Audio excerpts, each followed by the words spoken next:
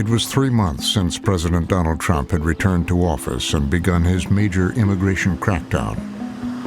At the White House, the mood was celebratory as he welcomed the leader of El Salvador, Nayib Bukele.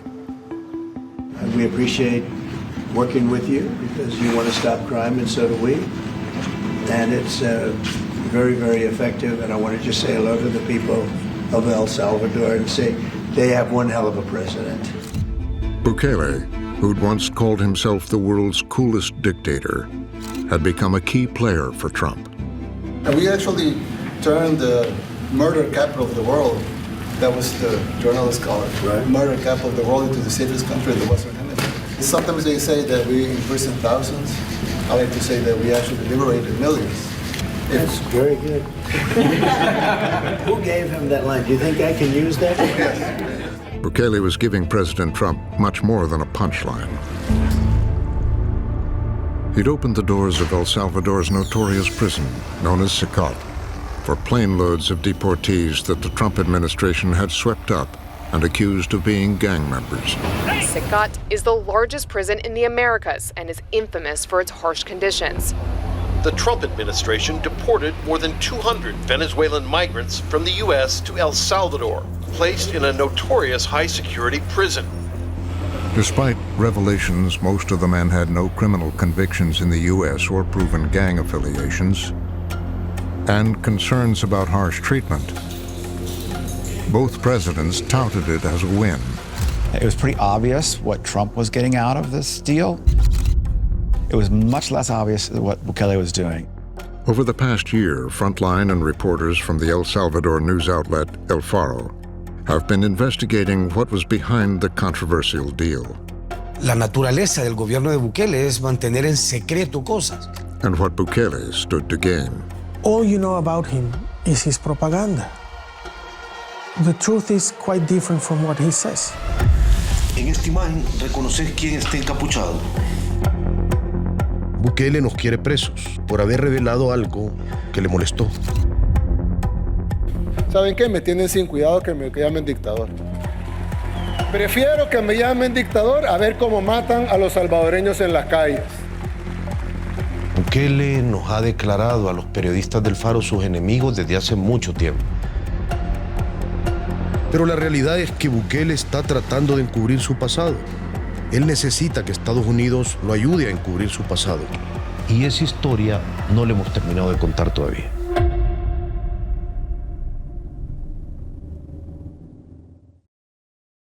This program contains graphic imagery. Viewer discretion is advised.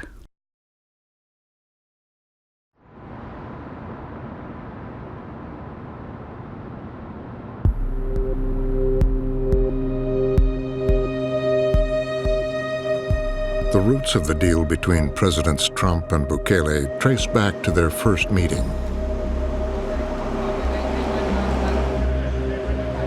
The two leaders were in New York for the United Nations General Assembly.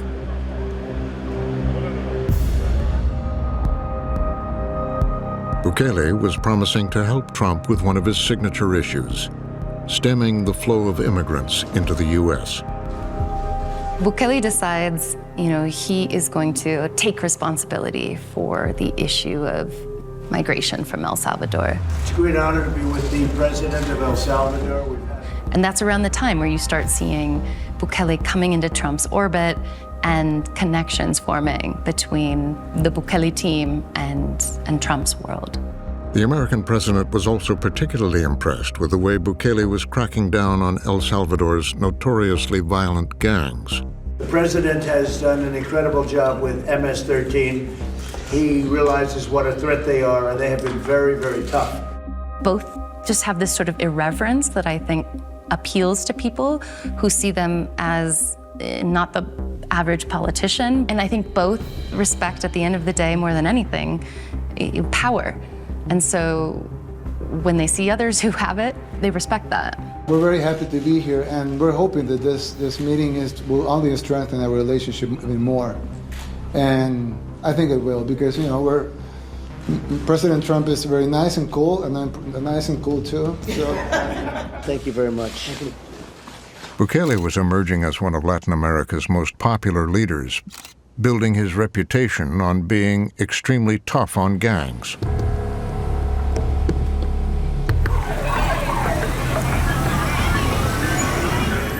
El Salvador nunca ha sido un país pacífico.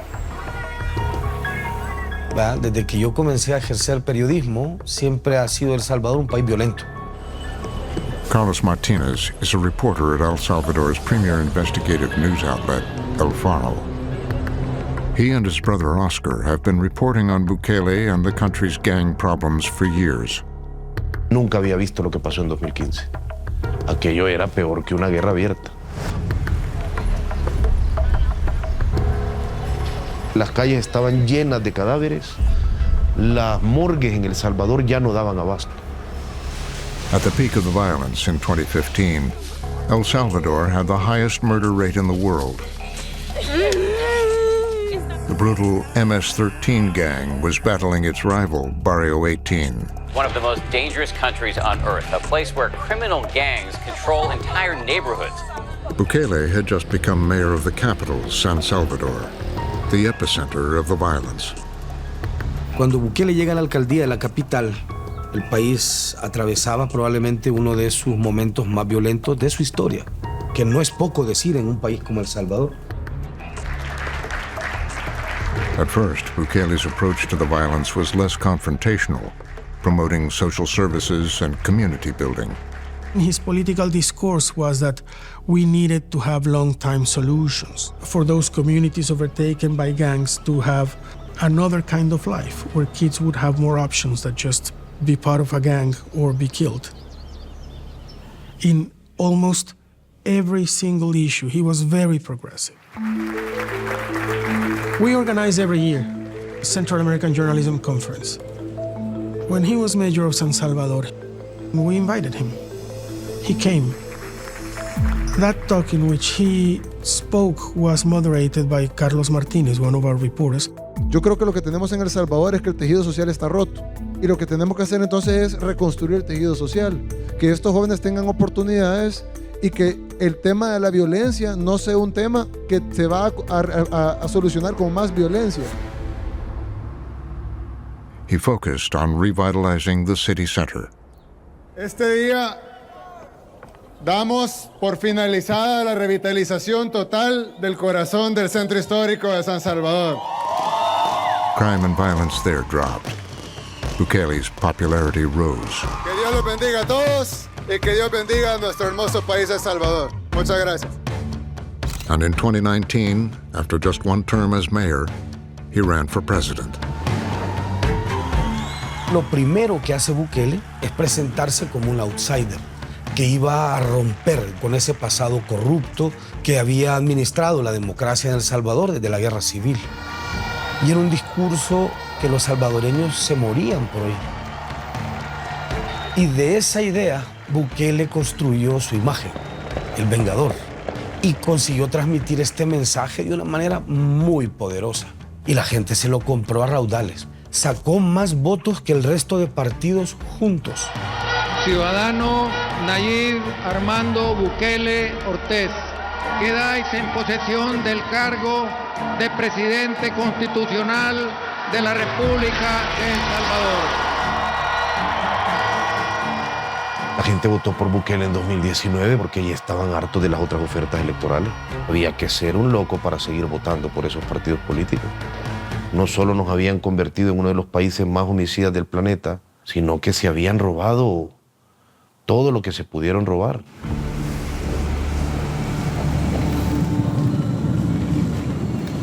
Within weeks of taking office, Bukele made a dramatic announcement. El plan fue presentado ayer, es un plan completo. Hay elementos que no se pueden revelar, evidentemente. Vamos a hacer valer el Estado donde el Estado debe de estar. Vamos a controlar los territorios donde más flujo de dinero le genera a las pandillas. He was now promoting a tougher approach. He vowed he wouldn't compromise or negotiate with the gangs. Yo no he recibido ninguna comunicación de la Mara Salvatrucha para buscar diálogo y tampoco estamos dispuestos a dialogar con grupos criminales. Bukele vowed to be different than the leaders who had ruled El Salvador for decades, the leaders who had been, convicted in bribery cases, who had committed graft, and who had been shown to actually be negotiating with the leaders of the powerful street gangs that ruled much of El Salvador. He declares that he is going to tackle crime and fight the gangs with this new plan, the Plan Control Territorial. The details of this plan are very opaque, but what we know is that he's deploying more police and soldiers around the country. The country does start to get safer. In the first months of Bukele's territorial control plan, over 5,000 people were arrested. The murder rate hit historic lows. To the reporters at El Faro, these results seemed too good to be true. We knew that there was something strange going on.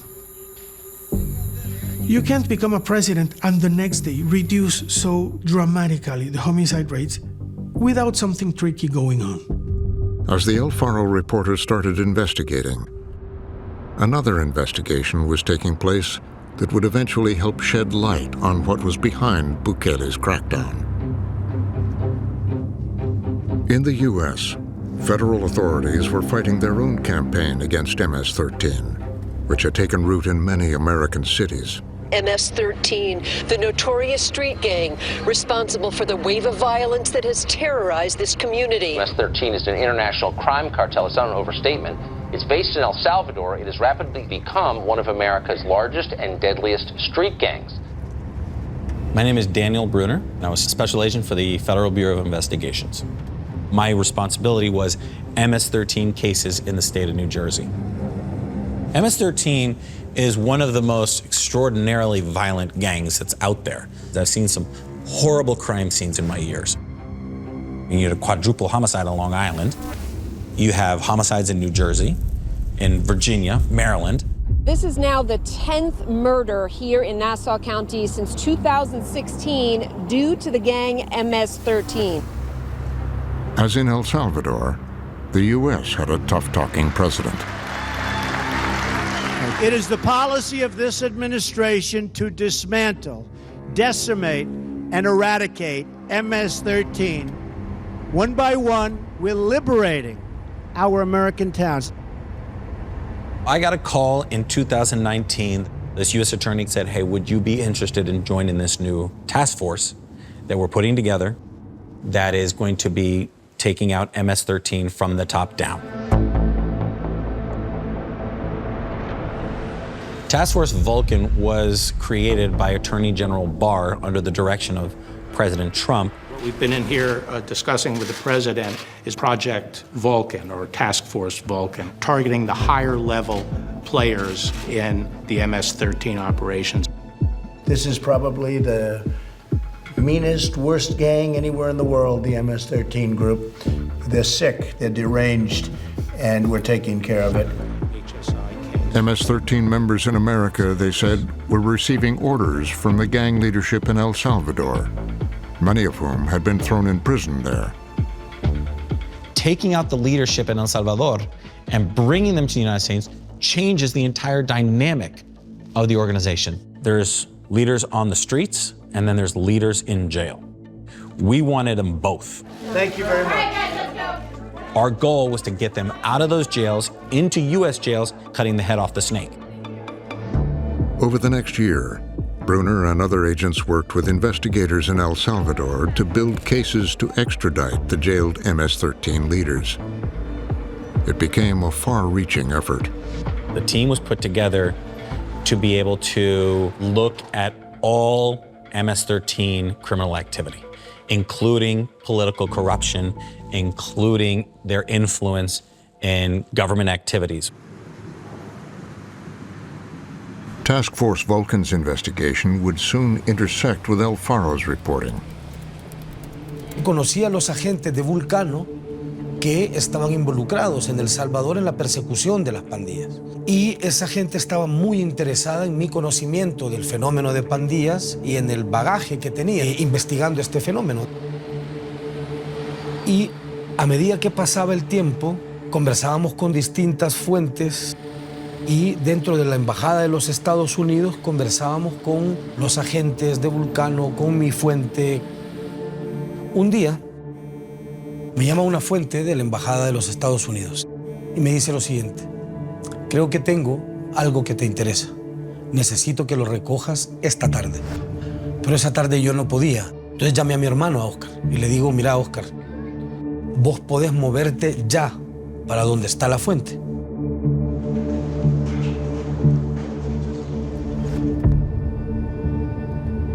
Yo llego donde esa fuente en una colonia de lujo y él en la calle me entrega un sobre Manila.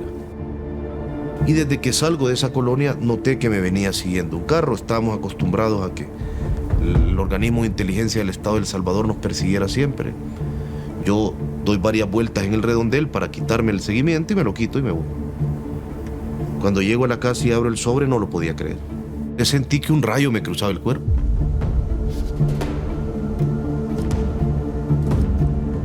Inside the envelope were surprising details about how Bukele had been getting his results.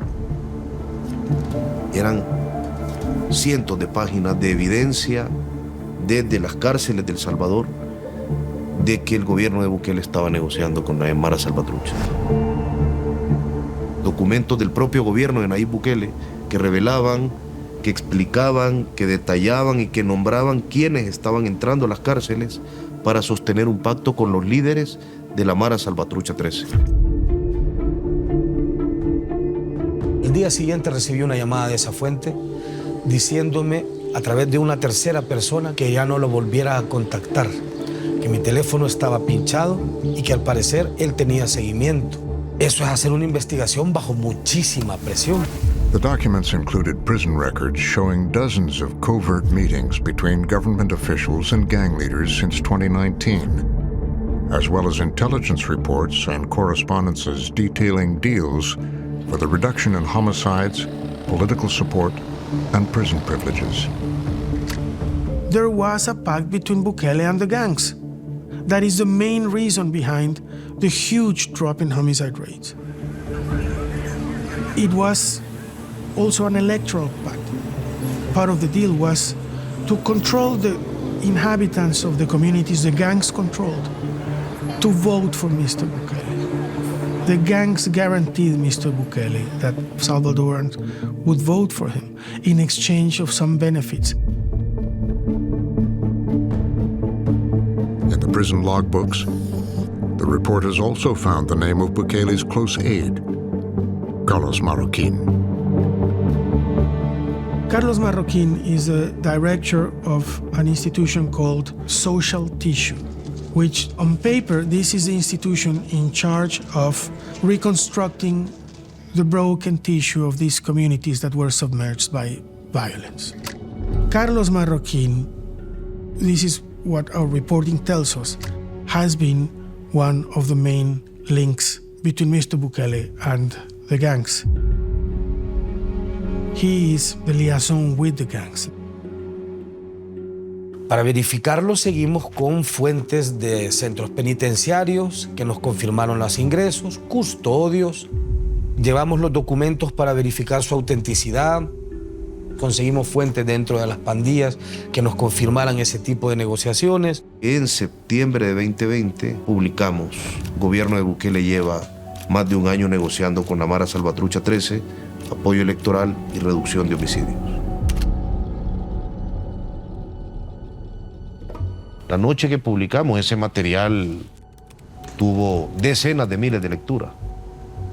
Después de esa publicación, Bukele reaccionó iracundo. Entonces, ¿qué acreditamos? Que el Faro mentía. ¿En dónde? En su artículo y en esos supuestos documentos que no son documentos oficiales, son fotografías falsas de supuestos documentos oficiales.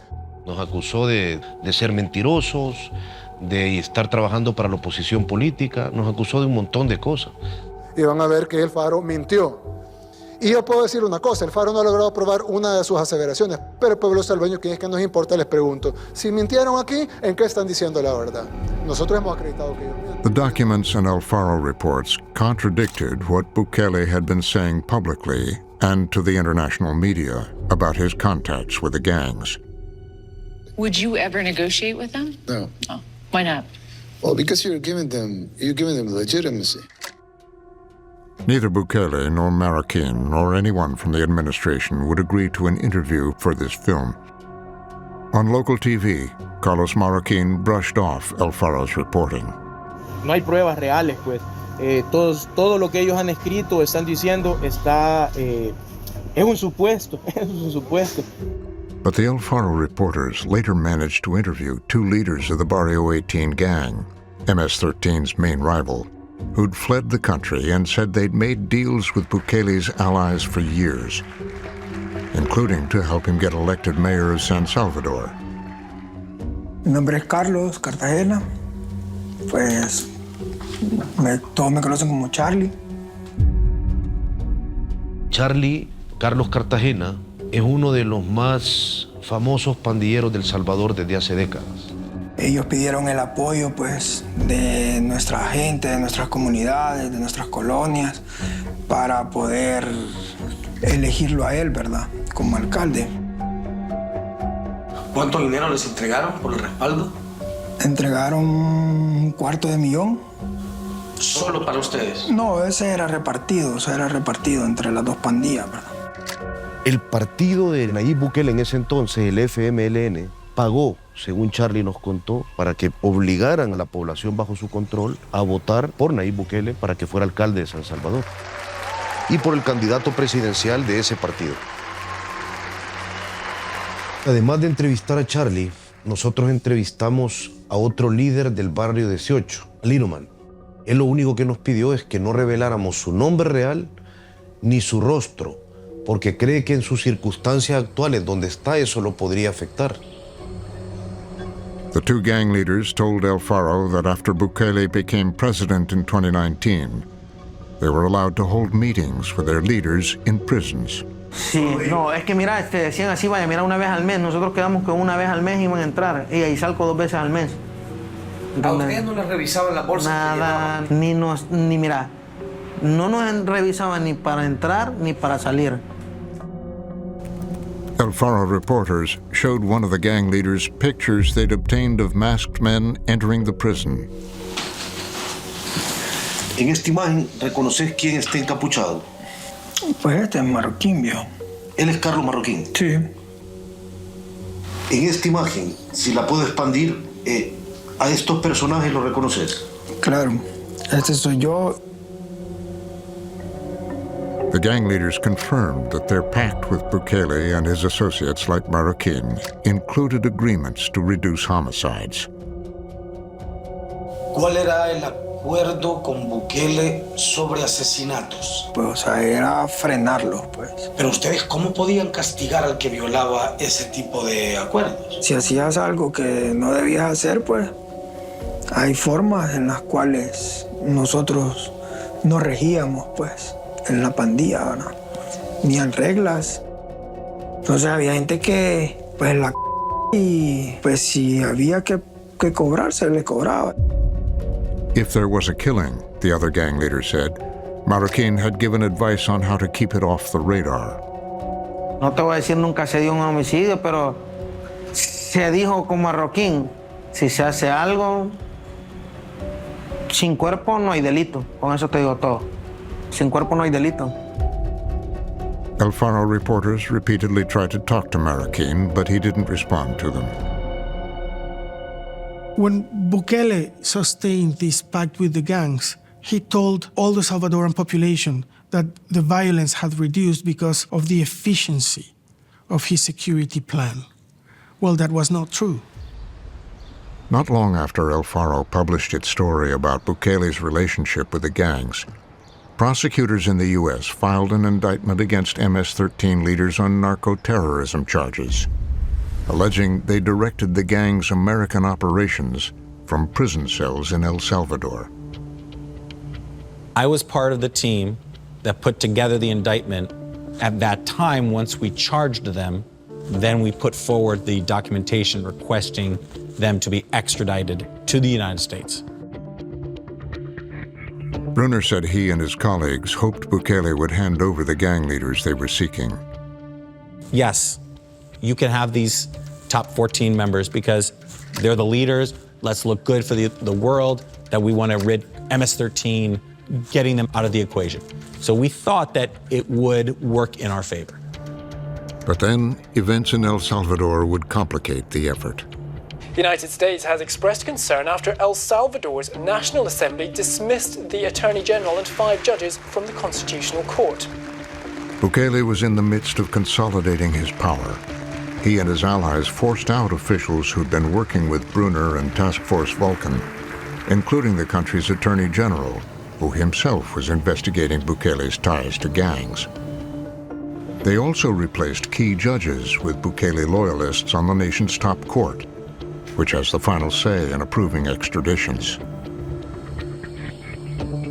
When Bukele changed the structure of the Supreme Court, that's really where it changed the entire relationship with Vulcan and with how we would get our results. We knew that the door was pretty much shut from getting anybody out of El Salvador. ProPublica reporters T. Christian Miller and Sebastian Rotella have written about the fight over the extraditions and Bukele's dealings with El Salvador's gangs. We had sources, both in the United States and sources who were very close to the Supreme Court in El Salvador, who were telling us that the El Salvadoran Supreme Court justices were receiving calls from Bukele's office, essentially saying, do whatever it takes to stop extraditions. What the gangs were getting was a deal that was more sophisticated and more expansive than the deals that previous governments had cut. And what the gangs ask for is, very insistently, is protection from extradition. Bukele's government insisted the gang leaders needed to first face justice in their own country. But in Washington, where President Biden was now in office, there was growing tension with Bukele. He stalled or completely killed at least a dozen extradition requests. And that was something that was concerning for us. Juan Gonzalez was one of Biden's senior advisors on El Salvador. He said he was concerned about the reports of Bukele's deal with the gangs. The agreement that he entered with the gangs allowed the gang leadership to continue to operate. So it was almost like a détente between Bukele and the gangs. In late 2021, the Biden administration ordered sanctions on 2 of Bukele's closest associates, including Carlos Marroquin, for negotiating with the gangs. Bukele responded, saying the allegations were an obvious lie. The U.S. government is really putting the pressure on Bukele over extradition, over democracy, over a lot of things. And one of the main sort of points of contention is this extradition request for one of the top people in MS-13, which is Elmer Canales Rivera, also known as Crook. There's an extradition notice for him. There's an Interpol Red notice for him. Elmer Canales Rivera was one of the imprisoned gang leaders named in the documents obtained by El Faro as having helped make the pact between MS-13 and the Bukele government. Crook es fundador de la cúpula de la Mara Salvatrucha 13 en El Salvador, que se conoce como la Ranfla. Crook era uno de los líderes más violentos de la Mara Salvatrucha 13, alguien que se jactaba de haber asesinado a algunas de sus víctimas con sus propias manos. As the U.S. pressed Bukele to extradite him, there was a startling development. Suddenly, Crook, who is in prison in El Salvador, disappears. So, tuvimos documentos donde el juez que llevaba la causa de Crook preguntaba ¿dónde está Crook? Lo conseguimos rastrear porque la novia era muy, digamos, fan de usar redes sociales. Ella sacaba fotografías y videos donde aparecía Crook e intentaba tapar su cara con emoticones. Pero conocíamos al dedillo los tatuajes de ese hombre. Entonces, aunque le pusiera un osito a la cara de Crook, sabíamos que era él. Cruzó a Guatemala y comió en un restaurante cerca de la frontera. Logramos comprobar, gracias al menú que estaba sobre la mesa, en qué restaurante de Guatemala pasó comiéndose un cóctel de camarones. Decidimos seguir en silencio esa cuenta hasta que el rastro se pierde en México. El asunto es que luego supimos otra cosa. El Faro reporters obtained a secret recording made by gang members of Carlos Marroquin, saying he'd personally helped Crook, whom he called El Viejo, the old man, get out of prison. Y yo al viejo lo saqué de adentro, brother, en una forma de ayudarles a todos y de demostrarles mi lealtad y confianza. Pues yo mismo lo fui a traer allá y yo mismo lo fui a Guatemala. Esta es una confesión de un agente formal del gobierno de El Salvador que llevó a un pandillero, miembro de la cúpula de la Mara Salvatrucha, y lo liberó en Guatemala, a sabiendas de que debía 40 años en El Salvador y a sabiendas de que el gobierno de los Estados Unidos lo estaba requiriendo en extradición.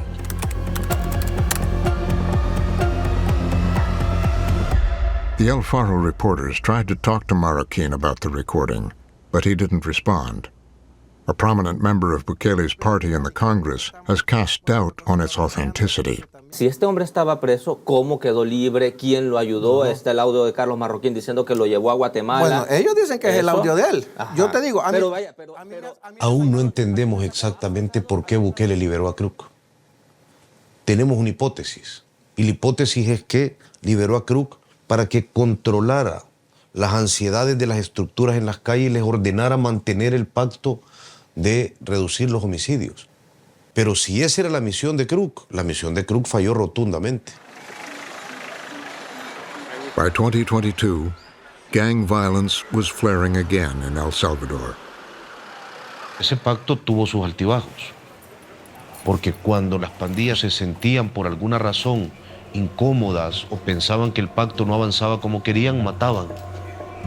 Esa era su moneda de cambio, la muerte. Siempre lo fue. It reached a boiling point. Over one weekend, after the gang claimed some of its members, who they believed should have been protected by their deal with the Bukele government, were arrested. Murieron 87 personas en un solo fin de semana, sin ton ni son. La mayoría no eran pandilleros, no había sido parte de la guerra entre pandillas.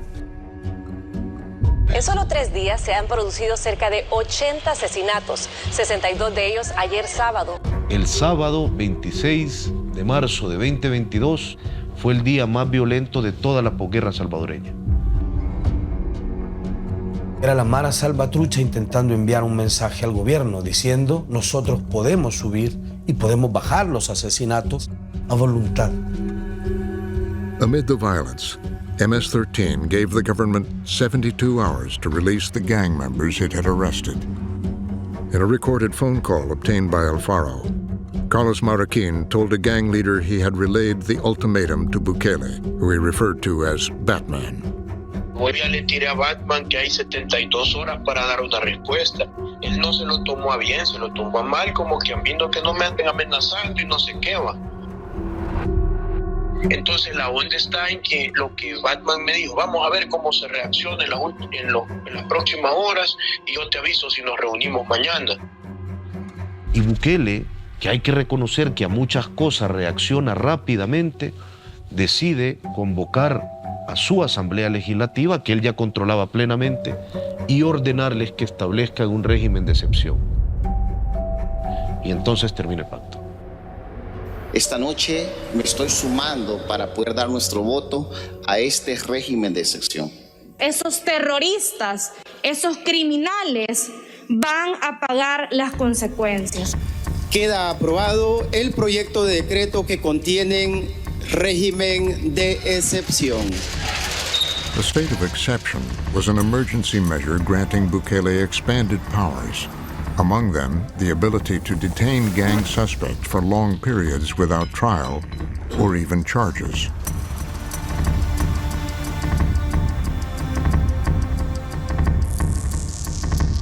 Bukele promete que iba a terminar con las pandillas, con el régimen de excepción.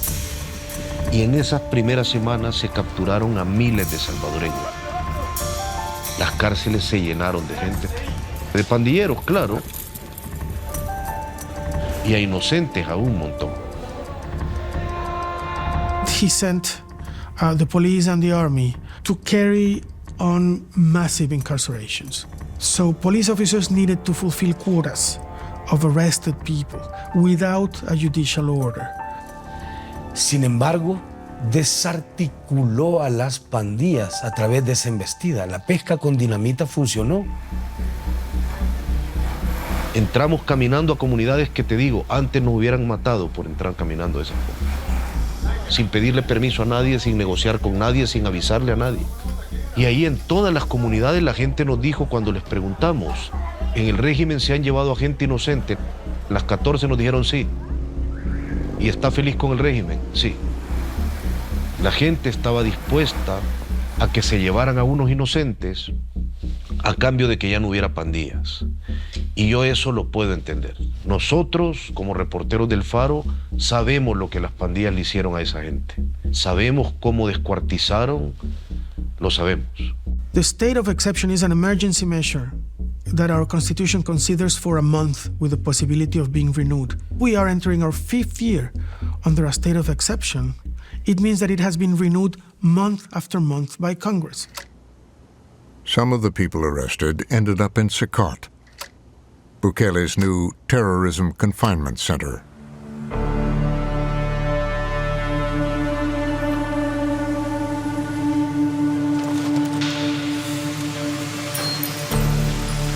Bukele shows off these new prisoners like the spoils of war. He produces these slick social media videos showing hundreds of guys in prison garb, crouched in humiliating positions. That imagery really goes global. President Bukele is one of the most popular leaders in the entire world. As proof of his success, Bukele even welcomed the Miss Universe pageant to the once violent city of San Salvador. Please put your hands together for President Bukele.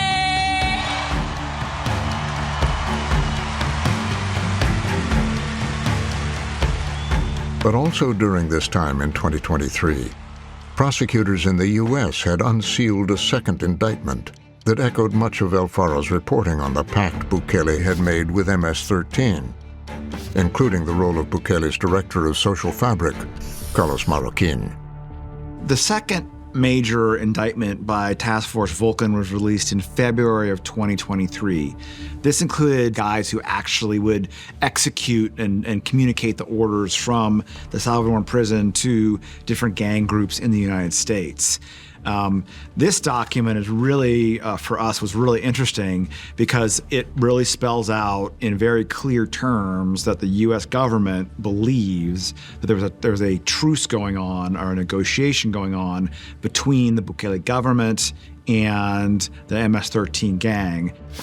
MS-13 leaders agreed to reduce the number of public murders in El Salvador, which politically benefited the government of El Salvador by creating the perception the government was reducing the murder rate, when in fact, MS-13 leaders continued to authorize murders where the victims' bodies were buried or otherwise hidden. Bukele didn't publicly respond to the indictment, but it further strained relations with the Biden administration. I think that during the Biden years, El Salvador and the United States had the lowest point in the two countries' relationship since, as far as I can remember. If it were known that Bukele, portraying himself as a law and order candidate, was sending his people to go and negotiate with the very people he was supposed to be cracking down on, it could also have resulted in criminal charges because the Salvadoran Supreme Court had designated MS-13 as terrorists. And there was any likelihood that if Bukele leaves office and leaves government, that the incoming government would pursue him with criminal charges. Along with the indictment, the U.S. was able to arrest key MS-13 fugitives who'd left El Salvador. Elmer Canales Rivera, alias Croc, un peligroso e influyente cabecilla de la Mara Salvatrucha, fue capturado recientemente en México. After 2 years on the run, Elmer Canales Rivera, the MS-13 leader known as Crook, was finally captured. The U.S. and the Mexican authorities have been working very closely to pursue a number of the MS-13 leaders who were active in Mexico, and he is arrested in Tapachula near the border with Guatemala, and he's brought to Houston where the U.S. takes him into custody. It was something that, we celebrated when the Department of Justice and Vulcan actually were able to kind of engineer this. He was charged with orchestrating murders and drug trafficking in the U.S. and pled not guilty. But there was much more behind his arrest. According to people familiar with the matter, once he was in U.S. custody, Crook provided recordings and videos about the deal-making that happened between the El Salvador government and MS-13.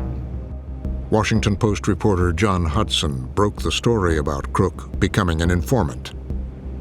Crook provided an incredible amount of information to the United States government about the allegedly corrupt deals between MS-13 and the El Salvador government in exchange for the vast reduction in violence in the country. Desde ese momento, Estados Unidos tiene en sus manos, y todavía a día de hoy lo tiene en sus manos, a la prueba viviente de que el gobierno de Nayib Bukele negoció con un grupo que según Estados Unidos es un grupo terrorista transnacional. Creo que es la prueba viviente de eso. Si en algún momento Estados Unidos quisiera enterrar a Bukele en un juicio, su mejor opción es Crook. In 2024, amid the increasing evidence of Bukele's past dealings with the gangs, he was re-elected in a landslide.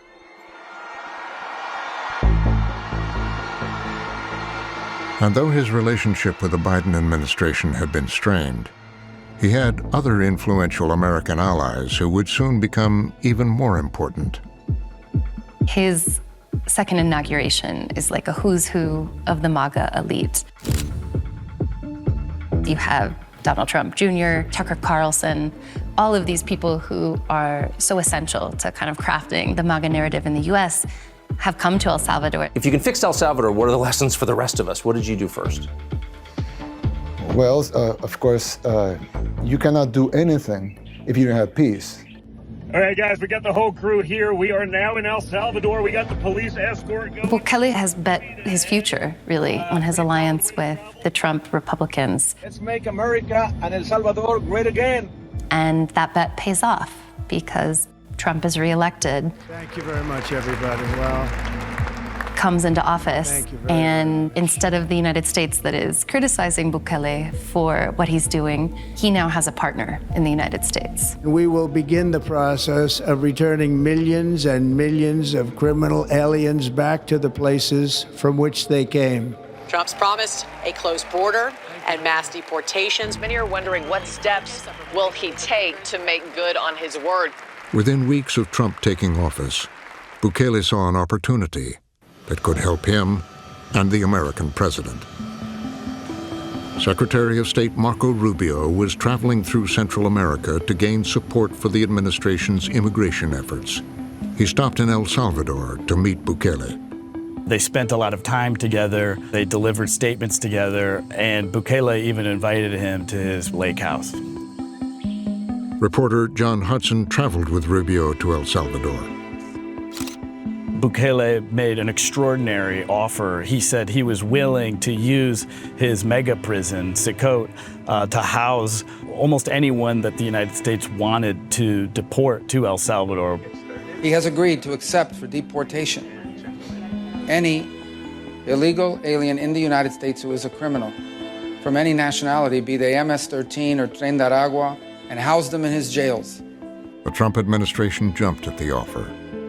But Bukele wanted something too: the return to El Salvador of 9 indicted MS-13 leaders in U.S. custody, including the gang leader turned informant, Crook.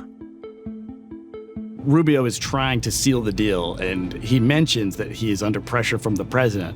Bukele at this moment has maximum leverage over the United States, and he says to Marco Rubio, I need 9 MS-13 members in U.S. custody in order for this deal to take place.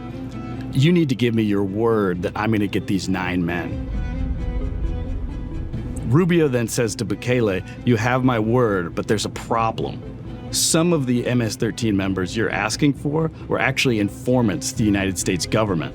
And as informants, they enjoyed protective status. According to officials familiar with these conversations, Rubio is promising him the United States will do this deal. He will get his men, but it is going to take a little bit of time. On March 16th, plane loads of deportees from the U.S. began arriving in El Salvador. The Trump administration deported more than 200 Venezuelan migrants from the U.S. to El Salvador. Salvadoran President Nayib Bukele posted a video on X showing them arriving and being taken into custody. Placed in a notorious high-security prison. President Trump had gotten what he wanted. And among the mostly Venezuelan men being ushered into Secot was a sign Bukele was starting to get what he wanted too. Cuando llegan los primeros 3 vuelos con venezolanos deportados, los periodistas salvadoreños que hemos cubierto pandillas desde hace años, nos quedamos anonadados cuando vimos que uno de esos hombres hincados era César Humberto Larios, Greñas. Greñas was a founding member of the MS-13 leadership, and his capture in 2024 was touted by U.S. authorities as a major achievement. But now the Justice Department had dropped its case against him, citing sensitive and important foreign policy considerations. It was a deal within a deal. You had on the surface a deal where Trump sent deportees to Bukele's prison, but in fact, the US was sending back a criminal who Bukele wanted in El Salvador to protect his story and to hide information about the secret negotiations he had had with gangs in his country. Los quiere de vuelta en El Salvador para silenciarlos en un eventual juicio donde su nombre aparezca vinculado a la Mara Salvatrucha. After Greñas' return, Bukele said it would help El Salvador finalize intelligence gathering and go after the last remnants of MS-13. No one from the Trump administration would agree to an interview about its deal with Bukele. But Secretary Rubio has defended the Salvadoran president. You couldn't even live in El Salvador. You couldn't walk the streets of El Salvador. Now it's one of the safest countries in the region. That's why President Bukele has 90% approval rating. What did I think when I saw Greñas get off that plane? I was sad. I was sad because I knew that was a lot of hard work that we did for Vulcan. If we're sending now the leaders which Vulcan captured, we're sending them back to El Salvador, we no longer get access to that wealth of information, that intelligence, those networks, finding out how it worked. And my concerns were the other Vulcan captures, the other MS-13 leaders that are still here in the United States. I'm afraid that they'll end up on a plane and end up going back too. After Greñas was sent back, a federal judge blocked, for now, the administration's effort to release another MS-13 leader captured by Vulcan. The fates of Crook and the other men Bukele requested be released remain unclear. I think that this is still a very hot issue for Mr. Bukele, because Mr. Trump is not going to be there forever. A new administration can come that doesn't see these kind of agreements with very good eyes, and the gang members still have the possibility of testifying the details of their pact with Mr. Bukele. President Nayib Bukele's state of exception is still in place. Hemos vencido a la pesadilla que nos aterrorizaba. Ahora vamos a construir el país que soñamos. More than 90,000 people have been arrested, many still awaiting trial. ¿Saben qué? Me tienen sin cuidado que me llamen dictador. Prefiero que me llamen dictador a ver cómo matan a los salvadoreños en las calles. Bukele has also taken a hard line on journalists like those at El Faro, who first began reporting on his dealings with the gangs. La oposición ha convertido la manipulación en su principal estrategia y el periodismo es una de sus principales armas.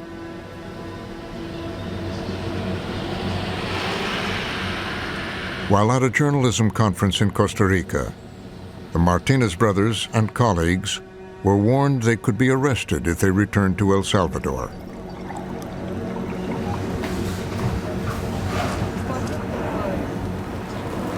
Vaya, miren, nosotros ya habíamos tomado la decisión de adentrar esta tarde en El Salvador.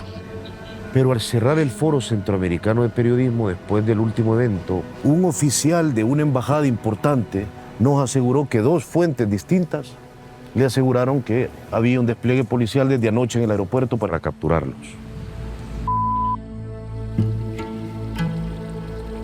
Todos andamos grises ahora, porque todos estamos cayendo en cuenta que en este mismo momento que estoy hablando con vos, está comenzando mi exilio definitivo del país y probablemente el de todos mis colegas del periódico.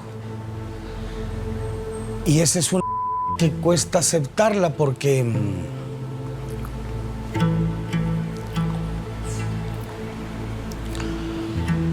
en mi cabeza y en la de todos, pues, los que íbamos a volar ahora, hoy en la noche íbamos a estar con nuestras familias o en la casa o en... Y la cosa es caer en cuenta de que eso se acabó. Nadie se despierta, digo, preparado para asumirse un exiliado y asumir que muy probablemente volverás a ver tu país siendo un viejo. Yo creo que siempre voy a creer que es valioso que la gente, en lugar de no saber, sepa. No traigo buenas noticias. No son tiempos luminosos ni prósperos. Para el periodismo centroamericano las cosas han empeorado. Vamos a seguir revelando, vamos a seguir descubriendo. Y yo estoy convencido, espero no ser naif en esto, de que dentro de algún tiempo voy a poder volver a mi país, a seguir haciendo lo que hago, que es periodismo.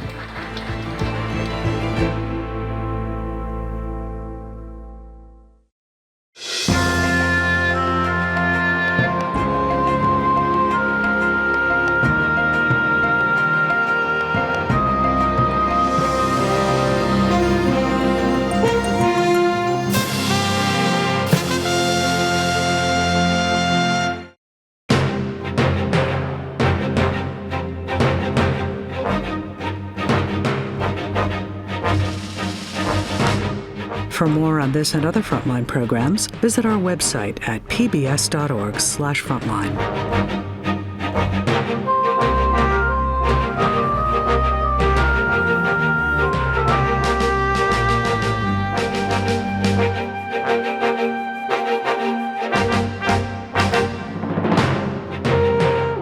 Frontline's The Deal is available on Amazon Prime Video.